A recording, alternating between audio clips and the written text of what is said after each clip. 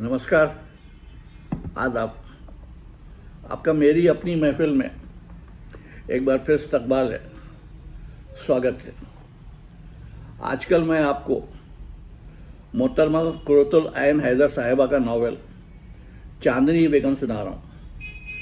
आज इसकी 8वीं किस्त। सुनिए, 8वीं किस्त। राजस्थानी तस्वीरों वाले कदम के दरख्त कितने रोमांटिक और हसीन लगते हैं। कदम की छाँव में बनवारी मुरली बजाते थे। वो कुंज में से गुजरती आगे बढ़ी। मरमरी छतरी के नीचे एक तिलकधारी पंडित जी बैठे दिखलाई पड़े। वो चंद रजिस्टर सामने रखे लिखा पढ़ी में मशगूल थे। एक लाल पंखी तोता ऐन उनके सर पर झुकी डाली पर बैठा गुलशन की सारी कार्रवाइयाँ मुलाहिजा कर रहा था। टहलती हुई आगे बढ़ी। बैरूनी सब्जे पर जरीना सुल्तान के बच्चे पिंकी और आमिना, परवीन के नौनिहाल डिंकी और फिरोज़ा और शीरी कासल वालों के नूरे नज़र फली और महनाज सब मिलकर राजा नारायण बख्श सिंह के फरबा सपुत्र बेबी को धूप छाँव खेलते हुए बेतकान दौड़ा रहे थे। बरसाती में शीरीन कासल की मुख्तसर टमटम खड़ी थी। उसके शटलैंड पोनी के कानों के पीछे किसी बच्चे ने फूल उड़स दिए थे। वो भी बेहद मसरूर दिखलाई देता था। मौसम की मुनासबत से जर्द रेशमी साड़ी पहने, हीरे का ब्रोच लगाए फली और महनाज की वालिदा मिसेस मानिक बाई ढूंढी अंदर जा चुकी थीं। पारसी स्टाइल साड़ी नफीस तरीन लेस के ब्लाउज में मलबूस नाजुक अंदाम मिसेस ढोंडी 1916 वाले जमालियाती उर्दू नावलों की पारसी हसीना मालूम होती थीं। वो जरीना सुल्तान की सहेली थी और सोना कली ने बतलाया था कि यहाँ जो ही किसी की शादी तय होती है, बतौर सलाहकार उनको फ़ौरन बुलाया जाता है। वो आते ही नहायत खुलूस और तुंदही के साथ इंतज़ामात में हाथ बटाने लगती हैं। चांदनी मुस्कुराई। दिल में एम्बेसात था। सारे दुख, बेचैनियाँ और रंज गायब हो चुके थे। मानिक भाई की आया दिलबहार एक बेत के नीचे खड़ी सोना कली से बातें कर रही थी। सोना कली के हाथ में आफ्ताबा था। बेत की नाजुक डालियाँ हरी फुहारों की तरह उन दोनों के ऊपर गिर रही थीं। दिलबहार ने मोटी तंजेब की कुर्ती और आड़ी गोट का घुटन्ना पहन रखा था। सोना कली ने डोरिया की कमीज़ और जर्द और कासनी धारीदार गुलबदन का खड़ा पाइचा, जर्द मलमल के दुपट्टे ओढ़े वो दोनों लड़कियां दक्कनी, मुग़ल, राजपूत रागमालाओं की तस्वीर बसंत की ऐसी नज़र आ रही थीं। फागुन की हवाएं चलने लगी थीं। फ़िज़ा में खुनकी थी। फागुन की रुत आई रे, ज़रा बाजे बांसुरी बाल मोहन हरजाई रे, ज़रा बाजे। सितारा का एक कदीम रिकॉर्ड बाजी अम्मा को बहुत पसंद था। बाहर ठंडे दरख्तों के पीछे से झांक रही है। आम के पेड़ों में बोर आ चुका है। अब पिंकी की बारी थी। सारे बच्चे हंसते गुल मचाते उसके पीछे दूसरी सिमत भाग गए। नूरन फिर झूले पर जा बैठी।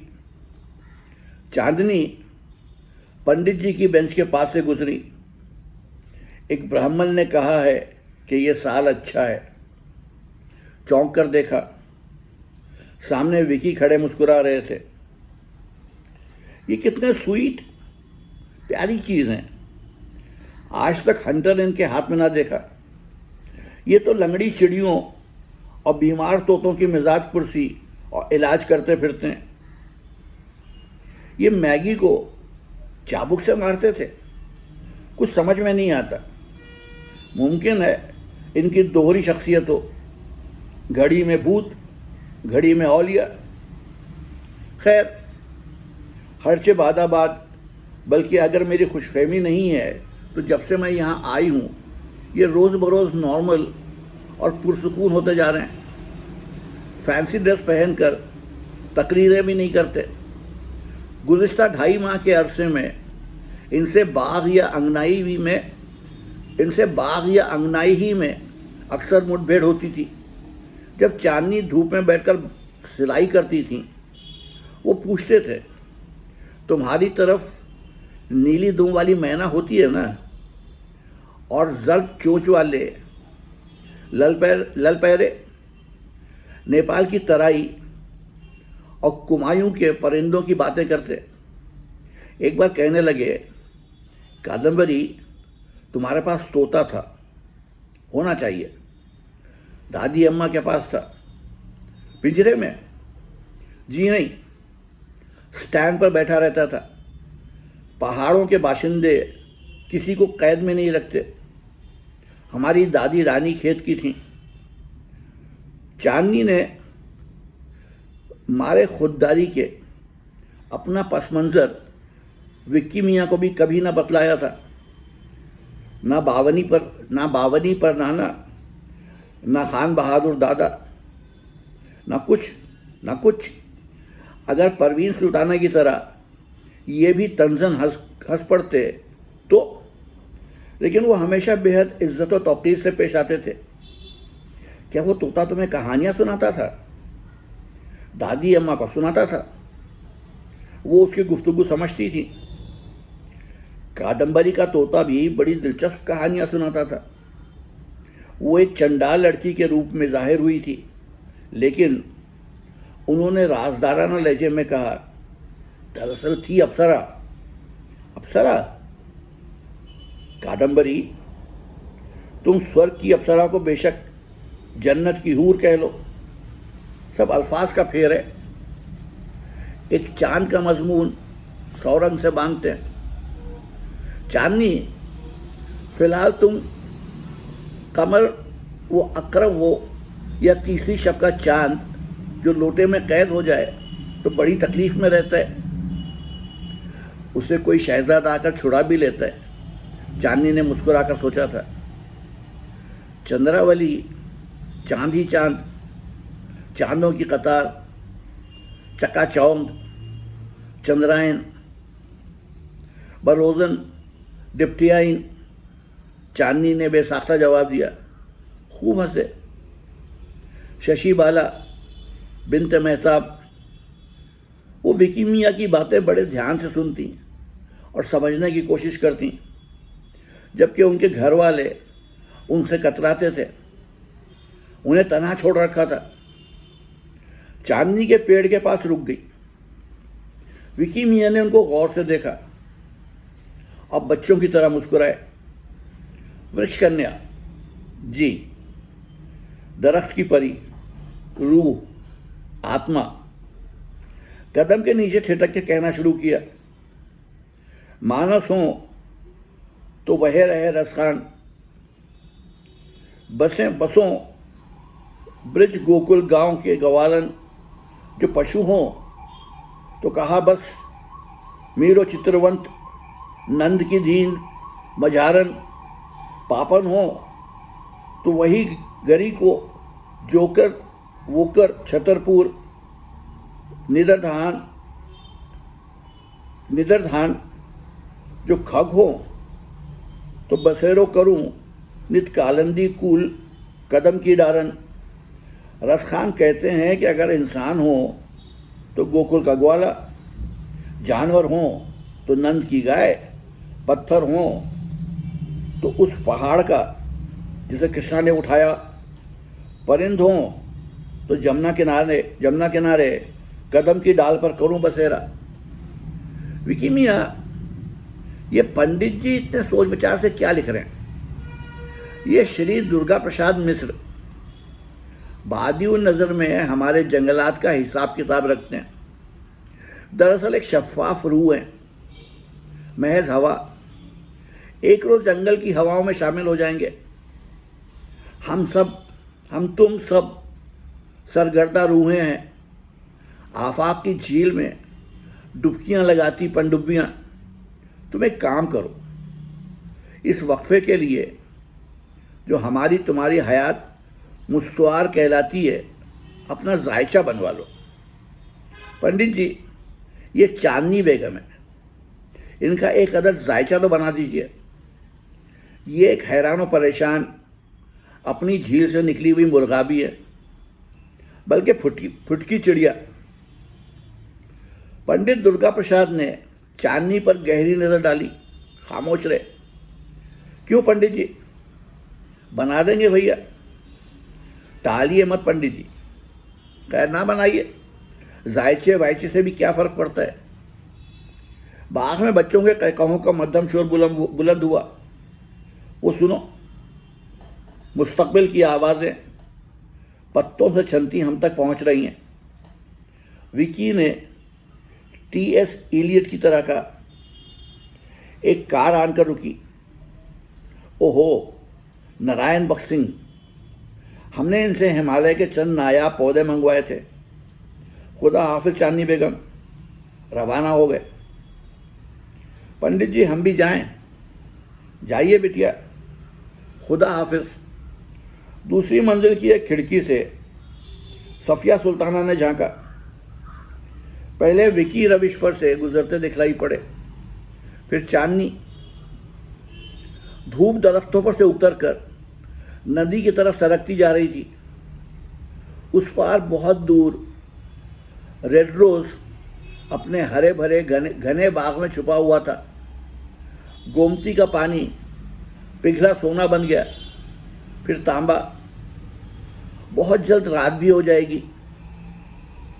जिंदगी का एक बेमसरफ, लायानी, मायूस, सुनसान दिन न बढ़ गया। रात बॉबी ने हमसे बहुत झाई झाई की। आप इंतजामात में मसरूफ हो गई हैं। ये तक ना सोचा कि जब बेला इनको लेकर आई थी, बार बार कहती थी हालात ऐसे थे कि इनको कॉलेज से इस्तीफा देना पड़ा। हालात ऐसे थे। आपने कभी जफरपुर वालों से इनके मुतालिक कोई इंक्वायरी भी ना करवाई। क्या मामला था? और वो तो जैसे लगता है उधार खाए बैठी थी। खुदा छप्पर फाड़ कर इन्हें सुन रही हैं। बॉबी बहुत टेढ़े आदमी है। आप क्यों खामखा भीड़ों के छत्तों को हाथ लगाती हैं? इलायची खानम जले पाँव की बिल्ली की तरह अंदर आई। बिटिया, चांदनी बेगम कह रही हैं आपके तमाम कपड़े तैयार हैं, आकर देख लीजिए। परवीन कुर्सी से उठी। सारी उम्र आपने मनमानी की, अब जरा तो भैया तुम उनको यहाँ से कहीं और भिजवाओ। इस मामले के बाद वो यहाँ कैसे रह सकती हैं? कल रात बॉबी ने जो उधम मचाई, नूरन रिपोर्ट पहुंचा चुकी थी। इसके बावजूद चांदनी अपने इरादे पर कायम रही थी। एक बार निकाह हो जाए फिर ये मेरा क्या बिगाड़ लेंगे। राजा साहब तो सर पे मौजूद हैं, लेकिन उस वक्त वो स्विंग रूम में मौजूद थी। रानी सौलत जमानी और उनकी साहबजादी परवीन सुल्ताना का मुकालमा कान में पड़ा और वो फौरी और कतई फैसला मुकालमा के कान में पड़ा और फौरी और कतई फैसला कर लिया। इस गिरोह में सिर्फ एक ही शख्स हीरा था, शायद सच्चा फ़कीर, मजजूब, या अल्लाह उसे अपने हिफ्ज़ अमान में रखना। और उसे मेरी तजलील का दुख जो मेरे आन बान वाले दादा और मेरी खुददार माँ की रूहों ने सहा, उसके लिए हाथ जोड़कर उनसे माफ़ी चाहती हूँ। और ऐ अल्लाह तू गवाह है कि इस इब्तिलाए अजीम के ज़रिए जिसमें तूने मुझे इतने अरसे मुब्तला रखा, मैंने अपने बावनी नाना पर नानाओं की सारी नखवत का थोड़ा सा कफ़ारा अदा कर दिया। वो स्विंग मशीन की तरफ बढ़ी। परवीन कमरे में आई। चांदनी फर्श पर कपड़े फैलाए बैठी थी। रानी साहब को बतला दीजिए मैं इस प्रोग्राम के लिए तैयार नहीं। बॉबी ने कहा होगा, जो भी समझिए, मैं भी कुछ अकल रखती हूँ और इस अनोखी सिचुएशन में फंसकर काफ़ी कंफ्यूज हो गई थी। अमेरिका चलोगी? अमेरिका बतौर डोमेस्टिक हेल्प। वहाँ तो बड़ी बड़ी ख़ानदानी लड़कियाँ बेबी सिटिंग करती हैं। जी हाँ, मालूम है। फिर टाइपिंग वगैरह सीख लेना। एक से एक पाकिस्तानी हिंदुस्तानी नौजवान तुमसे शादी के लिए दौड़ेगा। आप अचानक मेरी इतनी हमदर्द कैसे बन गई? आपने तो आज तक अपनी वालिदा से यह तक ना कहा था कि मेरी चारपाई इस कमरे में बिछवा दें जहाँ सिलाई करती हूँ। तुमको मालूम तो है अम्मा किस मिजाज की आदमी है। अरे वो तो तुम्हारे लिए नैनीताल में और यहाँ कमरे पे कमरे सजवाने में जुटी हुई थी। अच्छा खैर, तो सोच लो, अपने मुतालिक तफसीलात लिख कर ला दो। बॉबी जल्द से जल्द तुम्हारा पासपोर्ट वीज़ा बनवा देंगे। बहुत अच्छा, इसमें भी तो कोई चक्कर नहीं है। क्या मतलब? तुम्हारे साथ हम जाल बटा करेंगे?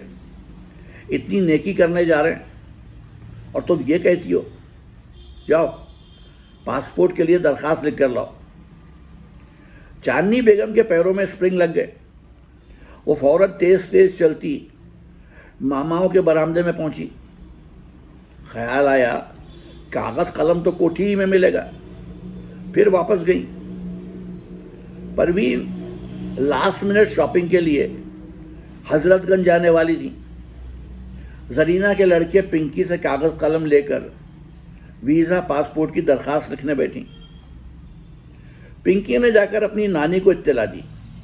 नन्नू नन्नू, पीनी खाला चांदनी बाजी को अपने साथ अमेरिका लिए जा रही हैं बतौर आया।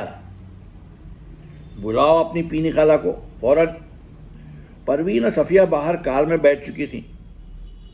पिंकी भागा गया। पीनी बुरा सा मुंह बनाकर गाड़ी से उतरी, अंदर गई। रानी साहब गरजी, गधैया तो तुम हमेशा की हो। ए परवीन सुल्ताना, विकी की लड़की, तुम भी खिसक गई। सॉरी, ए परवीन सुल्ताना, विकी की तरह तुम भी खिसक गई। तुम चांदनी को अपने साथ ले जाओगी अमेरिका, अपने घर में रखोगी। उम्र में तुमसे छोटी, जवान लड़की, कबूल सूरत, तुमसे ज़्यादा ज़हीन, काइयाँ। यहाँ आते ही फौरन किस तरह विकी से ब्याह के लिए राज़ी हो गई। और तुम्हारे मियाँ जैसे हैं, तुम उनकी शिकायतें करते करते नहीं थकती। रंगीन मिजाज, दिल फेंक। आज की लड़कियाँ कितनी बेवकूफ़ हैं। भाई परवीन, तुमने तो हद कर दी। अरे है, हमें तो इस बात का ख्याल ही नहीं आया। हम खुद चकराए हुए हैं। बॉबी की तजवीज़ थी कि उन्हें यहाँ से ले जाएं। आपने भी अभी अभी कहा उनका किसी और जगह बंदोबस्त होना चाहिए। वाकई ठीक कहती हैं आप, मगर वो तो पासपोर्ट के लिए दरख्वास्त लिख रही हैं। बेचारी बेहद खुश है, उनकी ज़िंदगी बन जाएगी। उनकी बनाओ, अपनी बिगाड़ो, शाबाश। अब उनसे कहूँ क्या? कह दो तुम्हारे शौहर का ख़त कराची से आ गया है, वहाँ आया का इंतज़ाम हो गया। अगली सुबह नाश्ते के फ़ौरन बाद चांदनी ने परवीन के हाथ में दरख्वास्त थमाई। वो ऐसा है चांदनी, पीनी ने ज़रा खजालत के साथ कहा, कल सुबह हमने तुमसे बात की और शाम की डाक से हमारे साहब बहादुर का ख़त आ गया। हमारी नन ने कराची में आया का बंदोबस्त कर लिया है। इसमें आसानी भी है। तुम्हारा तो कौमियत बदलवाने का झमेला रहेगा। तुम इंडियन नेशनल हो। चांदनी ने लम्हे भर तक उनकी सूरत देखी और कागज़ फाड़कर फेंक दिया। फिर खुद ही उसके टुकड़े चुनकर सहन के कोने में ले गई, जहाँ अंगूरी झाड़ू दे रही थी। परवीन की पाकिस्तान रवानगी के तीसरे दिन विकी मियाँ बर्फ़ का नज़ारा करने नैनीताल भेज दिए गए। सफ़िया बात ही नहीं करती थी। जरीना की बड़ी लड़की शैला उर्फ शैली खासी बुकरात थी। वो हर वक्त कॉलेज की पढ़ाई में मसरूफ़। आमेना उर्फ एमी बहुत छोटी थी। पिंक की शरारतों में मगन रहता। बाप की सख्ती बहुत ज़रूरी है, इलायची खानम कहती। लड़के को नाना नानी के लाड ने बिगाड़ रखा है। बाप ने कभी पलटकर पूछा ही नहीं, न एक को बार वहाँ बुलाया। उन्हें इस ख़ानदान के मसाइल से अब कोई दिलचस्पी नहीं थी। एक एक पल यहाँ दूभर। इलायची खानम पहले उनसे खार खाने लगी थी, अब मुतमईन थी। नवासी के लिए फिर रास्ता साफ। चांदनी दिन भर अपनी चारपाई पर बैठी रहती। परवीन सुल्ताना की रवानगी के चंद रोज़ बाद उन्होंने पिंकी और एमी को उर्दू पढ़ाने की पेशकश की। पिंकी हद से ज़्यादा शरीर था। जरीना ने जवाब दिया, इनको तोड़ फोड़ हुल्लड़बाजी से ही फुर्सत नहीं। हाँ ठीक है, तुम इनको पढ़ा दिया करो उर्दू, मगर बच्चे भी क्या पढ़ें? अंग्रेज़ी, हिंदी, फ्रेंच, अब उर्दू भी पढ़ाऊँ? ऐ चांदनी तुम तो। जी हाँ, फिक्र ना कीजिए, मैं जल्द अज जल्द यहाँ से चली जाऊँगी। अपने दालान में गई। इलायची खानम की कोठरी का दरवाज़ा अंदर से बंद किया। जानमाज बिछाकर सिजदे में गिरी। या अल्लाह कोई रास्ता सुझा दे। तारीख हुजरे में देर तक बैठी सोचा कि वापस जफ़रपुर, बन्ने चाचा के घर, उनके बदनज़रे आवारा बेटे। मिसेस ढोंडी के यहाँ चली जाऊँ, वो ज़रूर बिलज़रूर मदद करेंगी। लेकिन अब उन बिल्कुल अजनबी पारसियों के यहाँ जा पहुँचूँ। जिस तरह इन लोगों ने ये रिश्ता तय किया और जिस भोंडेपन बदतमीज़ी से तोड़ा, उसकी वजह से बकौल सोना कली ढूंढी मेम साहब बहुत खफा थी। वो बड़े भैया की सच्ची हमदर्द हैं और तुम्हारी इंसलेट भी वो नहीं झेल पाई। बड़ी बिटिया से कहत रही, लड़की कितनी ही गरीब हो, उसकी ऐसी बेइज्जती नहीं करेगा चाहिए जैसे ऊकी कौनो हस्ती ही नहीं। जो ही विकी को इस फैसले की खबर मिली, उन्हें चुप लग गई थी। फौरन उन्हें पहाड़ रवाना कर दिया गया। ये कैसे बेहिस लोग थे। अब मैं मिसेस ढोंडी के घर जाऊं तो उस कुनबे के ताल्लुकात इनसे मज़ीद कशीदा होंगे। यहाँ से एम्प्लॉयमेंट एक्सचेंज, वरना सीधी करामत हुसैन गर्ल्स कॉलेज। इतनी शागिर्दों ने जफ़रपुर से आकर वहाँ दाखिला लिया था। या कोई ना कोई शनासा तो निकाल ही आएगा, वरना फिर रेल का टिकट खरीदूं और दिल्ली जाऊं। मामू का पुराना पता नोटबुक में था, उस पते पर पहुंचकर मालूम करूं। एक शागिर्द की बल्लीमारा में शादी हुई थी, उससे तलाश करूं। ये सब तो बहुत मुश्किल काम है, नामुमकिन। दिल्ली जाकर ठहरूंगी कहाँ? अशोका होटल में? नहीं। और अगर मामू भी ना मिले तो क्या पता मर गए हों। भाई अल्लाह मियाँ कमाल है। ऐसा भी क्या आपने हमारे साथ घपला किया है? तौबा तौबा, अल्लाह तौबा माफ़ करे अल्लाह। कंबर और बेला को फ़ोन करने का सवाल ही नहीं पैदा होता। चेहरे पर हाथ फेरा तो एहसास हुआ कि आंसुओं से तरबतर था। बाहर जाकर हौज के किनारे उखड़ू बैठी।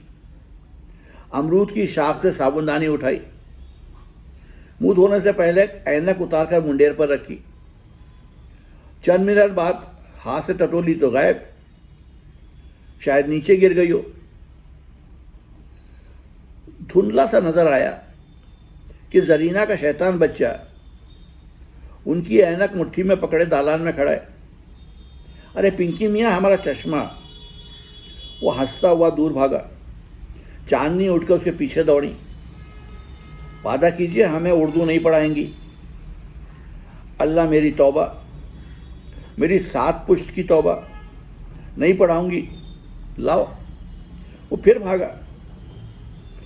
उन्होंने उसे पकड़ लिया। छीना झपटी में ऐनक पट से फर्श पर गिरी। दोनों शीशे टूट गए। दुपट्टे से चेहरा पोंछती चांदनी कोठरी में वापस आई। नोटबुक जिसमें बीनाई का नंबर दर्ज था सूटकेस में बंद थी। एक शकिस्ता ताक में गर्द आलूद खाली बोतलों के पीछे कुंजियां छुपा रखी थी। बक्स खोला। नोटबुक तलाश करने के लिए सारे कपड़े उलट डाले। ख्याल आया शायद जफरपुर से चलते वक्त जेवरों के डब्बे में रख दियो। वो संदूकचा गायब था। 3 महीने कटोरी हाउस में जिस तौर पर उन्होंने गुजारे थे, उनके आसाब हार मान चुके थे। कोठरी से बाहर आकर अपनी चारपाई पर गिरी। हल हलाकर बुखार चढ़ा। 3 दिन तक पड़ी रही। उठी तो जबान गंग। बदिक्कत तमाम खुश कदम से कहा, मेरे गहने चोरी हो गए। इलायची खानम ने जाकर रानी साहिबा को मुतल्ला किया। चांदनी बेगम को जाने क्या हो गया, बैकी बातें कर रही हैं। अब गहने चोरी हो गए। जब से आई हैं रोज़ एक ना एक नई मुसीबत उनकी वजह से खड़ी हो जाती है। आज तक तो कभी नहीं कहा कि गहने पाते भी साथ लाई थी, यहाँ आपके पास सेफ में रखवा देती। मामाए मेहरियाँ दालान में जमा होकर इजहार ख्याल करती रहीं, टूटी कोठरी में गहने रखे ही क्यों थे, और अब हम पर चोरी का इल्ज़ाम लगा रही हैं। इलायची खानों ने फरियाद की। भाई अब उनसे कहो जाएं कहीं और। सर से कंबल ओढ़े चांदनी ये आवाज़ें सुना की। कंबल के बारीक सुराखों से धूप छनकर अंदर आती तो बंद पपोटों के अंदर बिल्कुल सुर्ख सा रंग दिखाई पड़ता। कुछ देर बाद हिम्मत करके उठी। एक तन्हा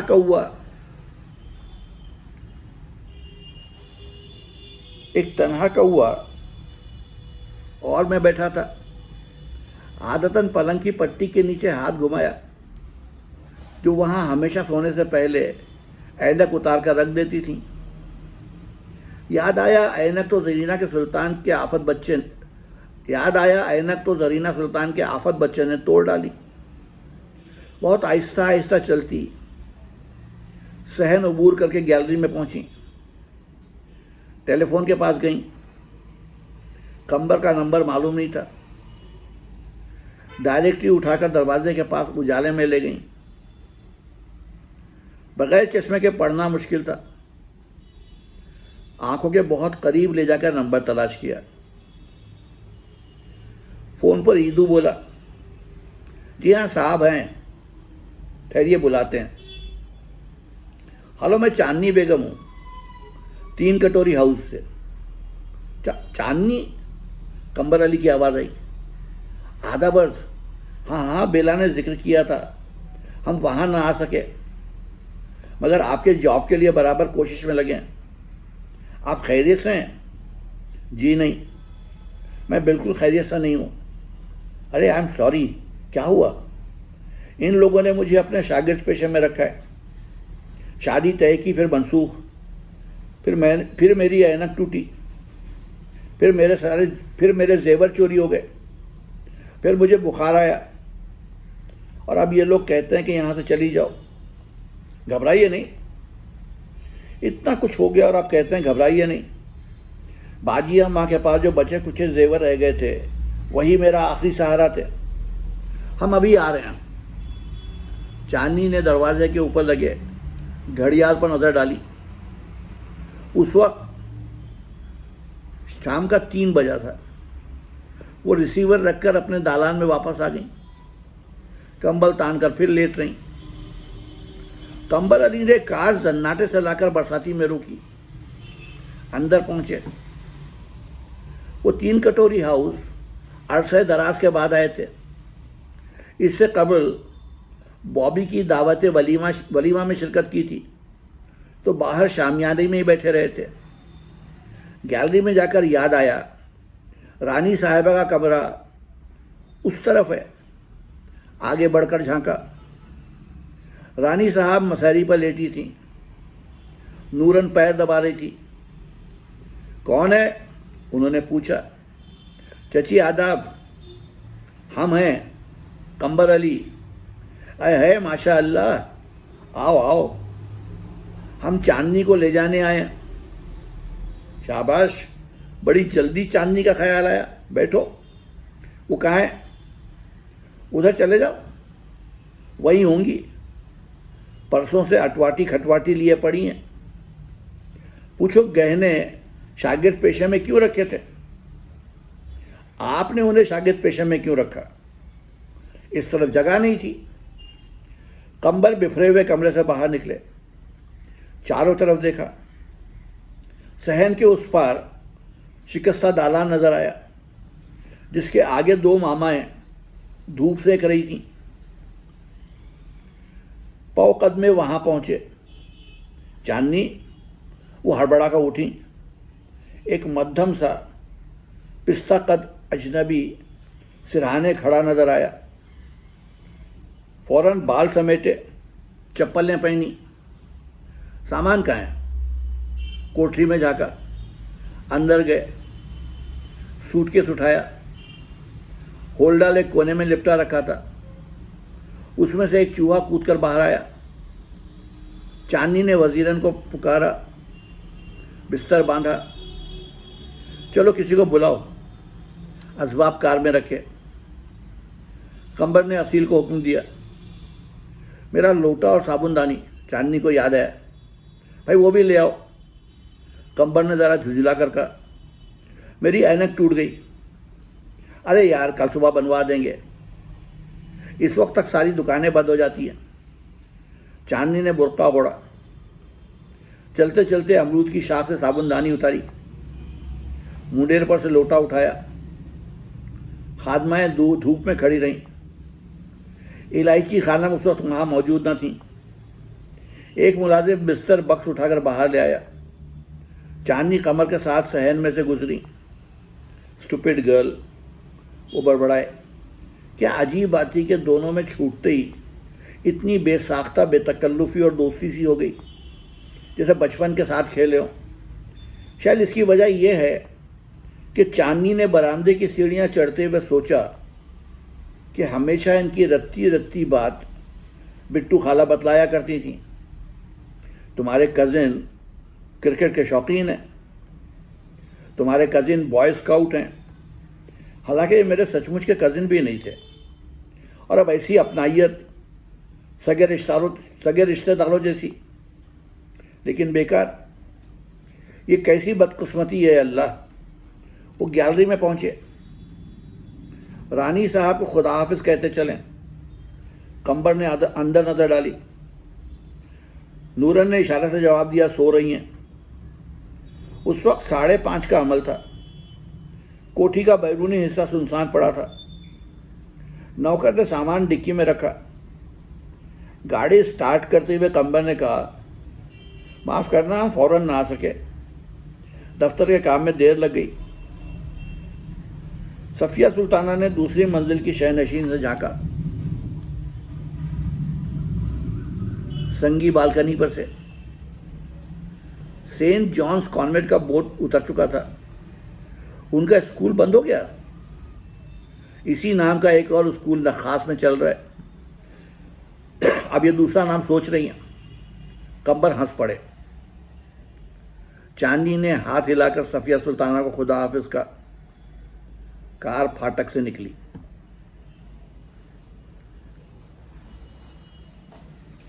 तो ये थी आज की किस्त। कल फिर आऊँगा, इसकी अगली किस्त आपको सुनाऊँगा। तब तक के लिए इजाज़त दीजिए।